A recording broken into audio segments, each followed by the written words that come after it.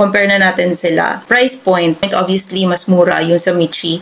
98 pesos lang to be itong suot ko. Check out mo na yan. Tapos yung sa Mera naman, I believe this one is around 175 pesos if hindi siya naka-sale. Check out mo na yan. Very affordable pa them. Actually, both of them are very affordable for the quality that they're giving us. Okay, so similarities, same sila be na double lining. They're made from cotton. A little difference lang is yung sa Mera na top, this one has 5% spandex. That is why also I've observed na medyo mas stretchy siya and mas makapal siya compared with the Michi na top. Based lang din sa description nila and based on my observation. Both of them ay medyo mahaba, around 17 to 18 inches in length. And super comfortable silang dalawang suotin. Maganda yung colors nila. Kung nagtatahi ka or marunong kang mag-basic na tahi, makikita mo agad yung difference nila. When it comes to the Mera tops, nakatago yung mga tahi nila, babe. Hindi mo siya makikita, parang clean, as in clean na clean. Kung i-compare mo naman siya dito sa Michi na top, makikita mo yung tahi niya, parang ganyan. Yung dito sa lining to, and then yung dito naman sa gilid is clean din siya. Hindi mo siya makikita. Not unless titignan mo talaga siya, bubuklatin mo siyang ganun.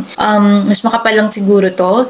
More sizes lang din sa Mera, diba? They have extra small, small, medium, large, extra large, and then double XL. Yung sa Michi naman, yung sizes nila is one size lang. Hanggang medium lang to. Kasi medium size ako and sagad talaga siya sa akin. Maliit lang yung bust size ko. So kung medyo malaman ka, be, gifted ka, be, tapos medium ka, be, as in, papunta ka na sa large. Feeling ko, be, hindi na siya ganun ka-comfortable. Baka pumutok na siya. So ang pinaka-safe nitong sa Michi would be extra small, small, and medium na flat, kagaya ko. Yes, this was very comfortable. I like the color. I feel like it's worth the price. Even more than the 98 pesos. Kasi sa 98 pesos mo dati, be, pipichugi yung mabibili mo. Pero ngayon, be, quality na mabibili mo. Thank you so much, TikTok. Thank you so much for these brands for giving us quality products na talagang ayan. So, yun lang. Ayan, guys. Abangan nyo yung live ko tapos mag-check out kayo doon para matulungan nyo naman ako.